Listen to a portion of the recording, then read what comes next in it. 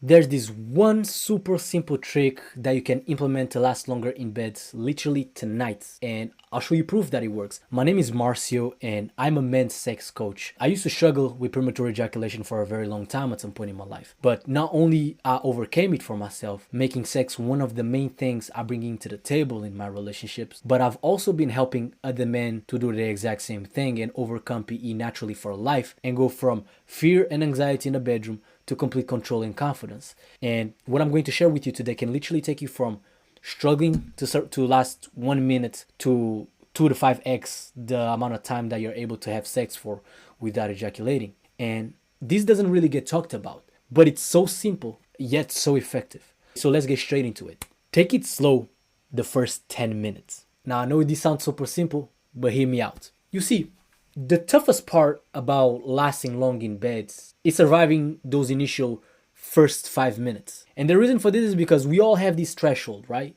And for some, it varies from people to people. For some people, it may be, 2 minutes, 5 minutes, 10 minutes, 7 minutes, it doesn't matter. But we all have this threshold. If you notice, those first 5 minutes is when the urge to come is the highest, right? Is when your sensations are at the highest point. You maybe even feel nervous, anxious, etc. And what happens is that's the toughest part to survive. That's the hardest part about lasting long. But once you get past that initial threshold, it's like the urge to come subsides.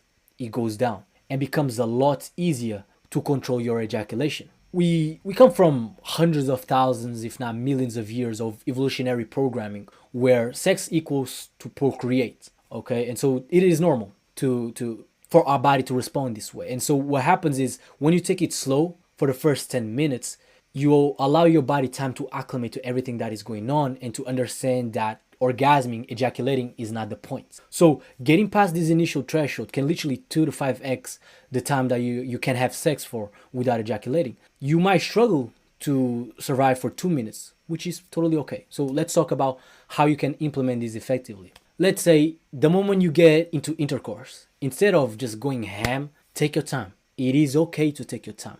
Go very slow for the first 10 minutes. This might mean not even moving. For example, instead of just going for the kill, use this time to build connection and make her feel comfortable and safe. You see, this one only help you last longer, but women will also appreciate this because they need time to get to a place where they can have an orgasm. Right? There are certain conditions that woman needs in order to get to a place where they can achieve an orgasm. They need to feel comfortable and they need to build up that arousal layers on layers. So instead of rushing things, realize that it's okay for you to take your time. When you go in, you might not go fully in for some time. Just put the tip in and out for a while whilst you look intensely into her eyes. This will tease her so bad, my boy. This will turn her so on. She'll get so moist. And one thing she'll do if you do this, she'll wrap her legs around your waist and try to pull you in as she gets desperate to have you full inside of her. But what do? You resist a little bit, right? And you talk to her and let her know, nah, baby. Today I'm gonna take my time with you. As you look deep into her eyes with a teasing look. And then when she least expects it, you go deep and just let it sit there as she gasps. You don't move. You just stay still deep inside of her and let your body acclimate to being so deep inside of her whilst you tongue kiss her passionately and kiss and nibble her neck and go back and forth between kissing, etc. And then you start rolling your hips, right?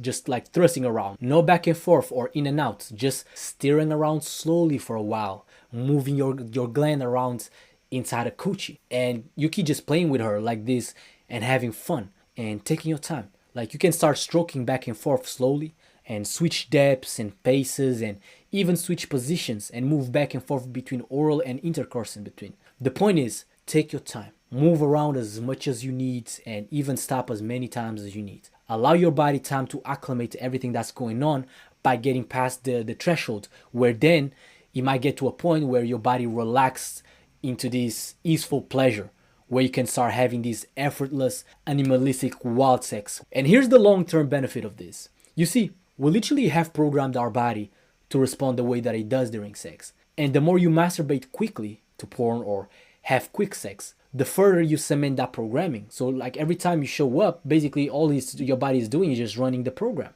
right? So the longer and longer you have sex, the more you break that programming and you build up stamina. What do I mean by this? Every time you try to last a bit longer, you last a bit longer, you last a bit longer. All you're doing is you're compressing that initial threshold.